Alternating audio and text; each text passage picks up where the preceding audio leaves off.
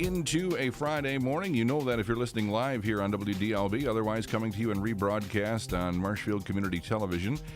From the studios of WDLB, I'm Jeff Cannon. This final Friday of the month of October means that Wood County Sheriff Tom Reichert has availed himself to you and I to talk about the events of the county. We were just discussing here before we go on, what are we going to talk about? And there isn't a whole lot happening this time. And I think about the last time I was going to come on and say, when's the last time you discharged any weapons in the county?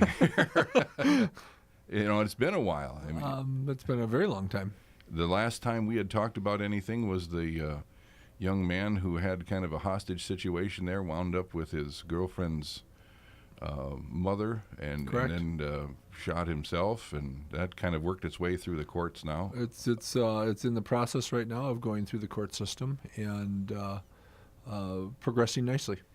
That's one of the last things. How much investigation? That wasn't under your specific jurisdiction, was it, or was that in a Grand Rapids, or how did that? No, that was we were the lead agency in the investigation on that, and it really, in terms of how smooth the investigation went, it went very smooth.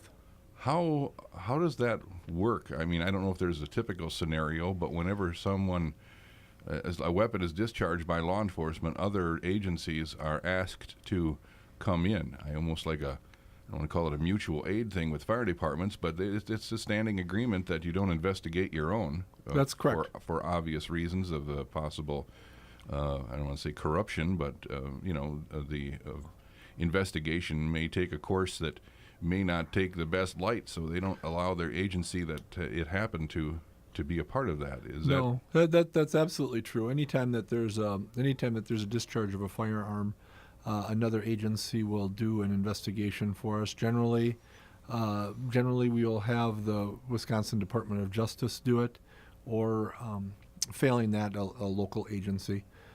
That's really just, I think that's become pretty much standard operating procedure throughout the law enforcement world. And it just keeps everything out in the open, and it keeps everything clean. It's a really good, it's a sound practice. When you say, what was it, Department of Justice? They have officers? Yes. I thought that was more of a lawyer, Attorney General. Well, you're thinking of the Attorney General's office, but they also have, it's called the DCI, which is an investigative branch of the state. And they are involved in a lot of investigations that we have, and typically they're used as a resource. For larger cases. They come in like on homicide, shootings, those type of cases, and there's a team of investigators that they have that work in coordination with the local law enforcement. So that's not State Patrol? It's not State Patrol. Does State Patrol have detective division like your, like city and county? No, the State Patrol is dedicated solely to traffic enforcement. Oh, okay. They will do investigations, though, on traffic accidents and incidents, but the two are separate. So there is a detective bureau of the state, but it's under... It's under the Department of Justice. Okay. I didn't realize how the hierarchy broke down there, I guess, within the state. So as far as State Patrol is concerned and investigating traffic crashes, do they have all the good equipment? I mean, are they usually the ones who are brought in when there's, do counties, I would imagine, let me back up even further. Do you have somebody on your staff that's a traffic investigator or crash reconstruction person? We do. We have individuals. We have two individuals in our department that are trained in reconstruction. And an extensive training. You go to Northwestern University to get the training that's involved in that. The equipment that they use is, as you would guess, in the age that we live in, is constantly getting better and better and better. And it's very computerized at this point. What we typically do is, if we have someone that is available on our own crashes, on Wood County Sheriff's Department crashes, if we have somebody that's available, our own staff will conduct the investigation. If that person is off or unavailable, we will generally ask the State Patrol to do the reconstruction for us. Same for other agencies. Sometimes, say we have let's say the city of Marshfield would have a fatal accident. They may ask us if our reconstructionist is working. Otherwise, they would probably rely on the State Patrol to do that also. Well, how many departments have reconstruction people, and is that common for every department or county? I can't speak to the other departments. It's a fairly common thing on county level. I don't know if the Marshfield PD and the Rapids PD have reconstructionists or not, but to have an individual on staff that's able to do that is a fairly common practice. Is that when does that kick in? I mean, what was the purpose? We have it kick in. We have it kick in generally on fatal crashes.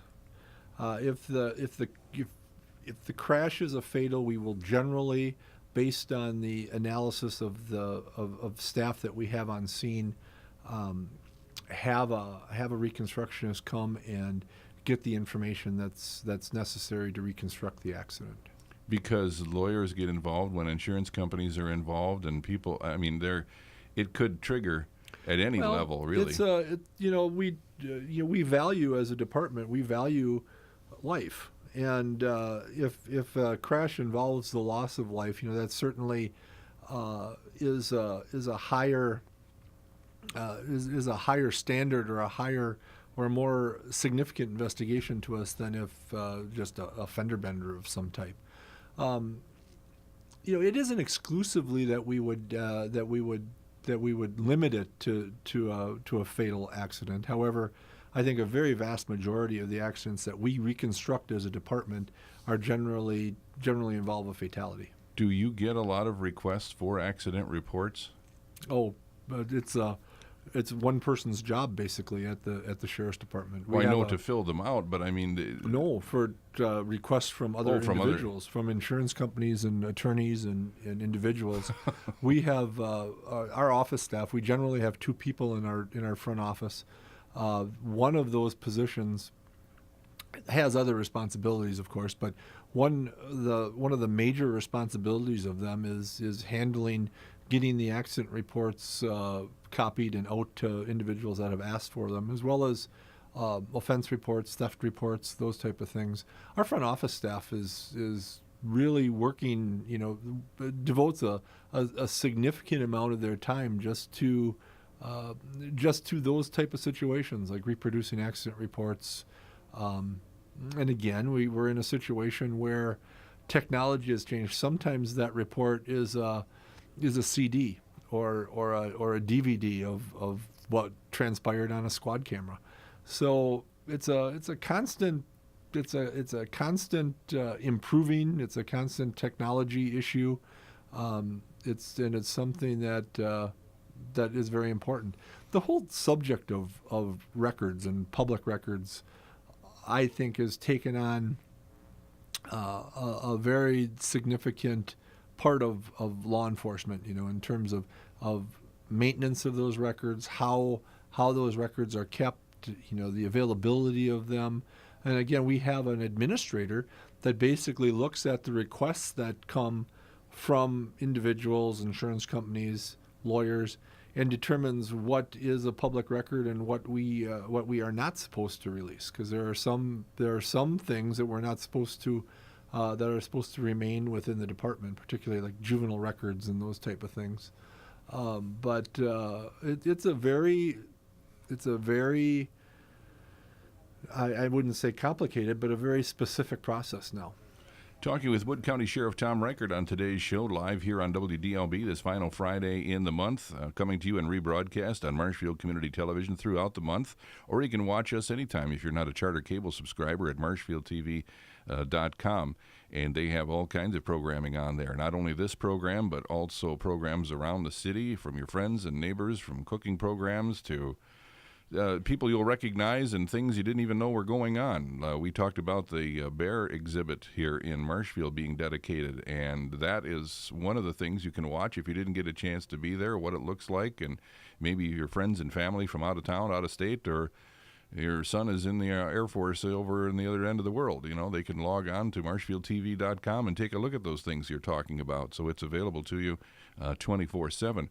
We're talking, the conversation has taken a turn here as far as public records are concerned, and I got into that because of accident reports is kind of what led me to that path. I didn't realize that was as much of a time, I don't know what to say, taker from your office as it would be. I know that I'll give you a scenario, for instance.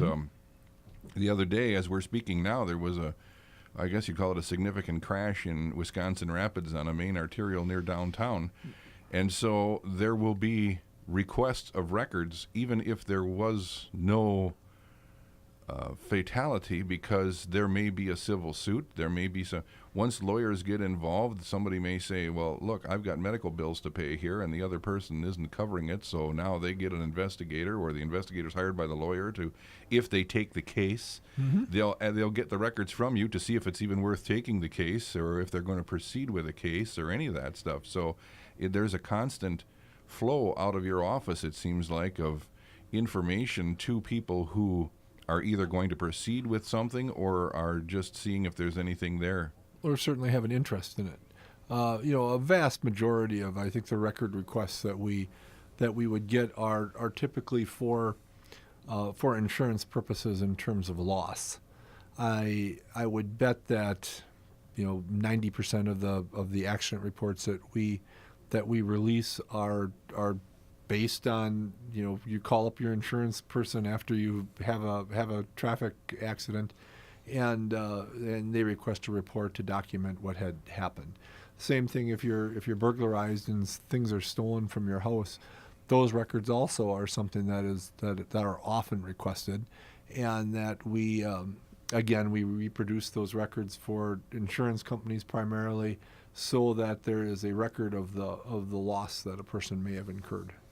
And it's interesting you mentioned a CD or a DVD goes along with it now, because not only do you have documents of the information rather than having files full of paper, you have a disc where on that can be the documents and also the pictures of what happened at the time, so that it's a little more comprehensive than what you would be able to just give them in writing. Exactly. We have requirements now where we're obligated to tape and video record certain interviews or interrogations that we're doing. Sometimes those come into question. Sometimes the squad cam pictures that we have, as we have cameras in the cars, sometimes those records are requested. And the reproduction of those generally, again, is on a CD, and so there's a visual content to it. And there's been I think a swirling debate for the last couple of years in terms of the camera issue in particular. I think it's the greatest thing that ever happened to law enforcement. It's been our experience with it at the Sheriff's Department is, and going into it, I had said to the staff, this is something that we're going to do. There's certainly it creates an evidentiary base that sometimes might be good for us, and sometimes, hopefully on a very small basis, might be bad for us. You might we just recently saw it again this week, where a school resource officer had tipped a student over in her desk and had effectuated an arrest of her that was caught on tape that didn't look the greatest for the police. I've made it very clear, we're going to be in a situation where those situations might happen to us.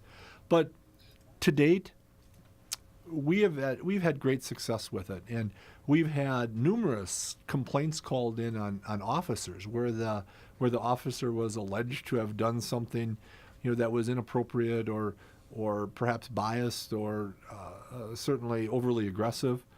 And we've reviewed the video evidence that we have on that, and more often than not, have found that the claims are exaggerated, or that that there is a side of the story that isn't necessarily being told. And so what we've done is I generally encourage the other administrators in my department that are handling this to have people that are making these requests come in and view them right with us, so we can discuss what's happening right in real time, so that we don't get the back and forth going. And more often than not, when we bring people in and we have that discussion with them, show them the video evidence that we have, more often than not, things are resolved very quickly. They are, in so many of these cases, we see released to the media what is part of, because of time constraints. I mean, I guess I don't know how to put this in our business. Only catching a little snippet of what actually happened. In broadcasting, you know, a 7-second cut is about average. You know, you don't want to go much longer than that. And that doesn't always tell the lead up to the story or how things work. And sometimes when the entire or in its entirety is let out, then people begin to see it in a different light. This situation and how this resource officer in a high school handled somebody was, I don't know if I'd call it a black eye per se, but I'm looking on the internet here for what at one time I saw a editorial done by somebody who said that at that time, you know, it's not about the officer, it was about what led up to that and the disrespect and how that happened. It got out of hand, and everybody is blaming the end result and not what led up to that, you know. And I think it's important that you take, you know, and I see yesterday that officer that was involved in that was dismissed from his position. But I think that it's very important that you look at the totality of what happened in a longer than 7 or 10 second snippet. You know, my guess is that there was a significant disturbance that was made that in the classroom that prompted the introduction of the law enforcement officer into the first place. And you know, I at the risk of sounding like my father, I think back to some of the situations that, and I'm sure you had the same base of experience. I think back to some of the situations when I was going to school. I went to a Catholic school my entire life.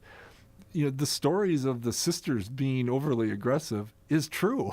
You know, there were times when people were pulled out of their desk into the hallway or pulled out of their desk in a somewhat gruff or aggressive manner, and we really didn't think a whole lot of that. You know, but we certainly live in different times now, and I recognize that. The baseline for that has particularly changed. However, again, you know, you need to, you know, I always I follow your line of thought. I always question the snippet and wonder what happened, you know, 5 minutes before the snippet and 5 minutes after, before I would really make a judgment on the whole situation. Well, and it's tough to say, because the bottom line is, if it was your kid, would that be some kind of, you know, would you like that to happen? And I can't say yes. No, I wouldn't. On the other hand, I said to my wife, if that was me, my old man would have said, when he's done with you, then it's my turn. Yeah, I would have had the same thing. And it's like, wait thing. a minute, you know. But the problem is, in our day and age, we were the kid, we were instantly in the wrong. Mm-hmm. And that allowed for authority figures to have carte blanche over us, and that's what allowed pedophilia on some, you know, by authority figures. You just didn't question. You know, even the parents didn't question them when they probably should have at some point in time. Now we can say, well, we went overboard, and now, you know, kids can emancipate themselves. They, you know, you can get arrested for spanking because it's abuse. And, you know, Adrian Peterson, a situation with Correct. the bike. I mean, it's a different world, you know. But somewhere in between, there has to be, how do we instill respect without having to beat it into them? Yes. Like my old man did, you know. I mean, when he took me to school the first day, he said, you see her? She's going to tell you what to do, and you're going to do that. Because if she tells me that you didn't, we've got a problem. And I didn't want a problem with my old man because I knew I wasn't going to win that battle. That's just it's plain and simple. Well, going back specifically to this case with the school resource officer, obviously we're led to believe from what we've seen on television that the resource officer probably entered the room. At least I'm the conclusion I come to is that the resource officer entered the room, immediately approached the girl, and entered into the situation that we see on tape. Now, obviously, we don't know what happened. I'm thinking, and I think that the most appropriate thing before that type of action is taken, that there is some type of verbal exchange between the two. In terms of trying to defuse the situation and trying to gain compliance from, in this case, the young woman that was involved. I've been listening. I followed this not closely on TV, but I was watching over the lunch hour yesterday or the day before, and there was someone on that was saying, that was basically condemning the law enforcement approach to this, saying that this situation is better handled by counselors. Now, a couple issues with that. I thought, that's a great thing if you're willing to subject yourself to what the end result of bringing a counselor into a classroom every time is going to be.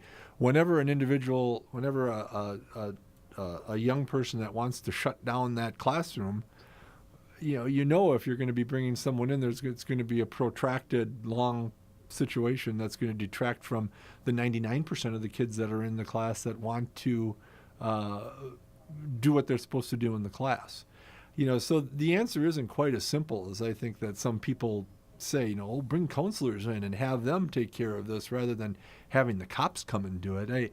I think that the resolution, as is so many times the case, and we've talked about this a million times on your show, rests somewhere in the middle. It doesn't rest with the have counselors come in and hold your hand and talk about it, or it doesn't rest with someone coming in with a nightstick and bonking you on the top of the head. It rests someplace in that middle 30-40%. There are some people who would say that, in what you saw, in what case would that be okay? I can't think of one. I can't, unless there was a weapon drawn. Unless there was some sort of that imminent danger type of situation. No, I agree. And the truth of the matter is there are ways that that officer could have removed that student that weren't nearly as dramatic as what we saw. There's ways of gaining compliance from people, both through your voice, both through your what you say to a person, how you take that person physically out of the chair, that are very, very appropriate, that would have worked. But that kind of psychological training, is that part of your training? Is that part of something that they get in? Oh, it's part of what we get. The academy? I can't speak for what they're doing in South Carolina, because my guess is that that's very, very different than what they're doing in Wisconsin and at the Wood County Sheriff's Department. But we include that type of training on a yearly basis with all of our officers, with their yearly. I'm trying to think what the right word of it, like their yearly requirement that we have at the department. What's the appropriate way to remove a person in different situations, and it's something that's practiced over and over and over again. Talking with Wood County Sheriff Tom Reichert on today's Inside program, coming to you live here this final Friday of the month of October on AM 1450 WDLB, in rebroadcast on MCTV on your charter cable subscription, or anytime at marshfieldtv.com. You can call in here. We talk about this or anything else on your mind that is involving the Wood County Sheriff's Department, 384-2191, or law enforcement in general. I guess we seem to go around from one thing to the next, which is part of the world, I guess, that we live in. So, but if we had questions about anything, I think are great. 384-2191. We'll be back to talk more with you here in just a moment. Me and my boy Matt had it good. He had catnip that was off the hook. But one day, he brings a girl home, and she's allergic to cats. Every sneeze was a nail in my coffin. Now I'm in a shelter. It's decent, but they don't even have Wi-Fi.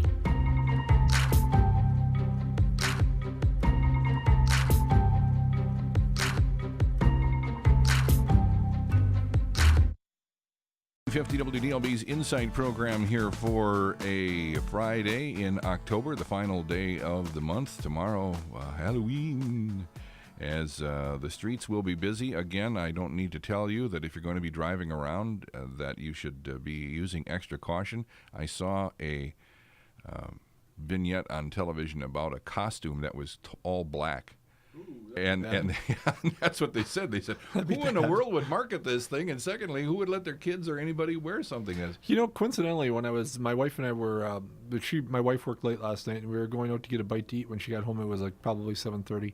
And there was an individual that was at a house next to us that was standing outside. He was all dressed in black also, and he had a sweatshirt on, and he had the hood pulled up. And you literally, he had a white piece of paper in his hand, and he was waving at a car coming by. You literally could not see him at all, with the exception of that white piece of paper. It's coincidental that you bring that up. Yeah, with blacklight, you could do that. I mean, it would be almost like, they do that in TV, with a black background. Look at Charlie Rose when he, you don't know what's back there. I mean, they just blacken the background and put black curtain behind him, and you don't know. It looks like it could be in a warehouse or it could be in a room where the wall's right there. Who knows? This is kind of freaking me out. Last night I looked up Charlie Rose on the internet. You keep you keep talking about things that I'm beginning to worry here a little bit. What were you checking him out for? I was checking him out because I had heard that he had the same heart issues that I did. Oh. And I was looking him up on the internet to see what his would HIPAA about. Let you access anything that he had? Wikipedia wrote about it. So. I guess if they'll let Snowden release everything, you can find out about somebody's health records or whatever the case may be, or whatever he'll tell you for that matter. I think that was more of a case of him talking about it. I don't think it was a particularly private thing with him. He was in Europe, actually. I think he was in the Middle East to begin with, and he was having some heart distress, and they flew him to France for emergency surgery. Wow. So, how are you doing? I'm doing good. You took about a weight off, and you seem to kept it off. That's going okay. I gained about 10 pounds back because of my knee problems. I just can't exercise. As soon as you sit still, it starts coming back. And I was telling my wife the other day that I think I'm in like hibernation mode, where I want to just eat like everything that I see so that I can hibernate for the winter. But it's going pretty good. My heart's doing well. My knee is actually starting to finally get better. I'm starting to walk a little bit better, and probably the best evidence I have of that is anecdotal evidence. But several people that work at the courthouse have seen me in the hallways when I've been walking, and they said, "Hey, Thomas, it looks like you're walking a little bit better." So, coming from separate individuals, I think it's improving finally. I've had people say that they had hip problem, hip all the time, hurt. They were going to replace their hip. It was a problem with their knee, because your gait changes in the way that where you put the stress and where you walk, how you step, how big a step, where all that stress comes down onto your bones, and it can manifest itself in a place that's not even where the problem really lies. So sometimes it can be hard to find. Well, I've definitely come to the conclusion that that when we were being created, the knee was the weak joint of the whole body. It's like the weakest point of the body, I think, and it's. Well, you're sure seeing a lot of people with ACL. I mean, look at Jordy Nelson. It's crazy. Nobody touched him. He landed, planted, turned, pop, there she goes. You see NFL players. Now, of course, that's an extreme. I mean, they're putting a lot of stress on their bodies. Right. But they're also doing a lot of workouts and a lot of trying to get their bodies in shape so that they can take that kind of thing. True. And in my case, it really just came down to, the trouble that I've had with my knee really just comes down to bad luck. Or bad genetics, maybe is a better way to put it. Everything in terms of my surgery and so on went well. Everything is, my knee is in perfect position. It's sized well. I'm unfortunately a member of about 2% of our country, of all the people that have knee surgery, that grow a lot of scar tissue, and it's just really was a bad case of my knee problems really come down to scar tissue.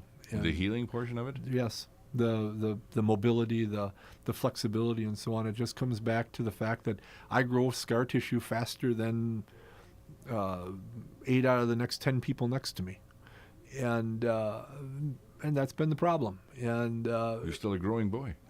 Apparently so. Apparently so. I'm not taller, just wider. Just wider. In my case, I told my wife, I said, "What, did you shrink all these clothes in the closet over the winter? What happened here?" We're getting into the fourth quarter of the year now, when cakes, cookies, fruit cakes, and everything's going to be coming out, and candies, and everybody's going to be sharing their food. It's a dangerous time of the year, that's for sure. Man, talking with Wood County Sheriff Tom Reichert, you can too. 384-2191, 384-2191. I want to play for you. I found this on my Facebook page. This comes from what I can read here. It's called Brenda's Last Word. A resource officer in that video in South Carolina now has been fired. But don't miss the big picture in the classroom. I'll give you the audio to this. I think she did a very good job of eloquently stating what the point was that we were making here. It's the age everybody's recording. So now Officer Fields is fired. No question, he was unprofessional. His behavior absolutely unacceptable. But don't miss the bigger picture here. The discipline problem in our schools is out of control, not on the part of resource officers, but the kids. Our outrage collectively over that video is rooted in part, I think, to our naivete about what actually goes on in schools all the time. Talk to those on the front lines, and you'll learn that video isn't as black and white as it may seem. Just about any teacher in a big city public school will tell you their biggest daily issue in the classroom is that kids have no respect for authority. And when a student gets aggressive, the teacher has no power to do anything about it. And the students know that. So they have no incentive to back down when a teacher asks them to, no incentive to follow orders. In the video, we just see the reaction. We don't see the action that precipitated it. Note what everybody else is doing in that classroom. Just sitting there. No, ooh, oh no, he didn't, you wrong. No, none of that. Because the kids know this wasn't one-sided. That video gives us only one dimension. Now again, let me be clear. I think the officer abused his power. What he did was not okay. But don't get it twisted. That's not the problem in our schools. Teachers and those students who are truly trying to learn are burdened every single day with the albatross of disrespectful, mouthy, misbehaving kids who have no intention of following the rules and will defy anyone who tries to make them. I challenge you, talk to some teachers. They'll tell you. It's a war out there, and the teachers are losing. That was from 11 Alive. I presume it's a TV station in South Carolina. It's called Brenda's Last Word segment that aired on the NBC affiliate there in South Carolina where this incident took place. And we had talked about that earlier. I think I've said on this program before with you that we've only wanted more or better for our kids than what we had. And unfortunately, we made them soft and we've made them somewhat disrespectful in a sense that they get something without having to earn it. Well, you know, the story I'm going to tell now isn't really about police involvement, but I think in general about where we're heading as a society in terms of what our kids are thinking. One of my administrators yesterday has two young children that are still in elementary school, and one's a little boy and one's a little girl. And the little boy was they were playing some game during gym class, and he ended up injuring his finger. He fell down awkwardly. His finger was bent back, and he has a small break in his finger, which is now has a brace on it, and they're dealing with. Well, last night he was telling me that when he was at home, his daughter, who's a couple of years older than the little boy that got hurt, came up to him and had immediately said, "Hey, Dad, are we going to sue the school?" And I think that's just so. I think that's just so indicative of where we've gone as as a society. This girl must be maybe like 12, maybe 12 or 13, to come up and to have that as being like one of the primary thoughts that you would have in terms of her brother breaking her finger. Are we going to sue the school? I think speaks to where we've come as a society, and I think this is also part of it. In terms of and I think that the news clip that you had really made some extremely good points in terms of what is going on in our classrooms and out of room. And I don't think it's just big cities. I think that type of behavior is probably happening at all the high schools in Wood County on some level. And what we do about it is where I go from here. It's to the point where, as she said, these kids know it.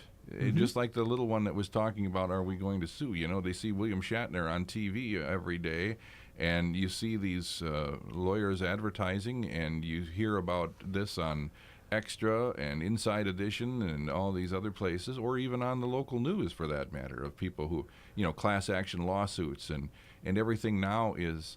And there are some people who will extrapolate out of this, we've lost a sense of personal responsibility. I don't know how far I can go with that, but I can't necessarily disagree with it either. To the point where, as a society now, are we pulling together or are we pulling apart? Yeah, very salient question. You and I talked about this. We've got the City Watch, where because of the drug problem that's going on, especially it seems to be in Marshfield, an inordinate participation here in that. For whatever reason, it came down in our community. There was some people who got involved in the pipeline that come through here. And so now we're asking citizens to watch other citizens. And that wasn't always a bad thing. Right now, I'm kind of feeling like, hey, mind your own business. And then I think to myself, well, maybe that's not such a bad idea. And this texting where people can text you tips, it's like, what's going on here? Now I'm starting to feel like Nazi Germany here, where I got to look around and make sure people over my shoulder aren't watching that I'm doing something, and there's video cameras like caught this incident in the schools. It must have been, I never heard, it must have been another child with a video camera? I guess, somebody with a cell phone video. And I don't know that anybody said anything. And they snuck it out and got it to whoever whether released it was to the TV station or somewhere, but it went around the world in a short period of time, and it opened up this discussion, though. And I think about, even in your line of work, it has to, the people you work with, the people all around in every department and see that, and they go, oh geez, not again, another black eye. Somebody's going to think that we're somehow out there clubbing, come out with the guns blazing and just have, and you have gone to great lengths in your department to teach people you called it customer service. On the other hand, I see other departments who probably are not, and so everybody gets lumped into that same bowl, though, because you got a badge, you're a tin horn sheriff, and you're going to come down and give me a hard time. And it's an adversarial relationship. And it doesn't have to be that way. And again, going back to my personal philosophy on that is, what's happening other places I don't have any control over. It's not worth worrying about. And I recognize that so many places don't care about public service the way that I do and the way that our department does. I can't control that. I've always said, make your own little corner of the world better, and worry about what you can control. And the other stuff is just going to happen whether or not you want it to or not. We're going to keep doing the stuff that we think are important. Like in this case, I think it's extraordinarily important that we learn from the South Carolina case, and that we not get into the same type of situation, and we rely on the terrific training that we have, and that the county has provided for the officers to deal with a situation like that in a very dissimilar way. to de-escalate that sort of situation and get the person out of their chair and walking out the door in a non-aggressive manner. Switching topics here, you can too. Give us a call, 384-2191. Join in on the conversation, 384-2191. This final Friday of the month of October, Wood County Sheriff Tom Reichert avails himself to us here and your questions in the public. Here's your check.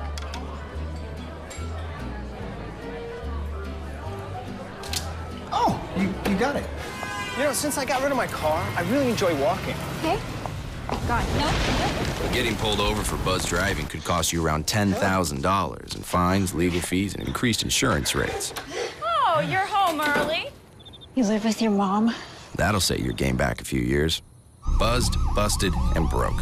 Because buzz driving is drunk driving. 50 WDLB's Insight program here for this final Friday of the month of October, coming to you live on the radio, rebroadcast on Marshfield Community Television with Wood County Sheriff Tom Reichert. You can watch us anytime, along with a lot of great other programs at marshfieldtv.com. Log on and take a look around. Things you want to know about the city, whether it was the opening of the bear exhibit, they were there at that. They film, the actual TV station does, or you can rent or borrow a camera too, and they'll help you and show you how to use it. And if there's something you would like to get on that is of public interest, I mean, they'll even have the polka show. Oh, you know, so. my wife and daughter and I brought our granddaughter up to the Halloween in the zoo a few weeks ago. Had a blast, and that I didn't get to see the the bears debut, but I'm going to actually go back and check, because that's just absolutely gorgeous, the display and so on that they put together for that bear exhibit at the zoo. I'm so impressed by the zoo up here in Marshfield. It's just a great resource for the city. They have a underswell here in the community that's taken good care of that. The Zoological Society and the people that spend a lot of their free time. And it's obvious, the critters that they have in there they have neat animals in there. It seems that some smaller town zoos primarily only have like raccoons or those type of animals, but not at that zoo. There's panthers in there, and it's neat. And it was fun seeing my granddaughter. She's 2 years old. Is seeing her reaction to some of those big cats and things that were in there. Yeah, you don't get a chance to see that just anywhere up No, close. and just as far away, you and I are 3 feet away from each other. Being that close to them is pretty neat, and particularly when you're 2 years old. Oh yeah. Well, even now, I think to myself, what would I do if I were in the wild? I see those videos on TV, on the internet, and I think, yikes. Which is kind of a neat subject, because a lot of times in my listening sessions, people are talking about wolves and what to do if they're walking and a wolf comes to say hi, and that's a question that comes up more often than you would guess. I don't know what the population, because I don't follow that kind of thing, but in our county, you'd think the further north you go, the less people there are, and the more woods there is, that would be a bigger problem. I know there's bear in the woods, but around here we even had them in the city. So well, there's tons of wolves in western Wood County, in areas over by Hiles and the western townships. There's a tremendous number of wolves there. There's overwhelming evidence to it, in terms of bones and carcasses that are laying around that were obviously a tasty morsel for the wolves. So, is it a DNR issue? Or do you have anything to do with that? Do they report that to the dispatch center, or do they report what? Well, the sightings. No, they don't report the sightings to us. That is more of a the tracking and the population issues of it are certainly a DNR thing. The only the questions that I receive on it generally are what to do ifs, and I just generally try to offer sound advice and personal safety advice in those cases. Well, I guess you can have carry a firearm. So, And I think that's if people are going to walk. I think if people are going to walk in the country, I actually would strongly suggest that you carry some type of firearm, because of those. Is it probably going to happen? Probably not. But why take the chance? And several people have told me that they've been walking in the country, and that they've seen what they believe to be a wolf nearby them. So it just isn't worth taking a chance. well, that brings me to another point: is where do you practice? I mean, I don't want to walk around with a gun necessarily and not be able to know how to use it or aim it or shoot it. Can I go to the range or? A number of ranges throughout our county that you can do. You can belong to gun clubs doing it.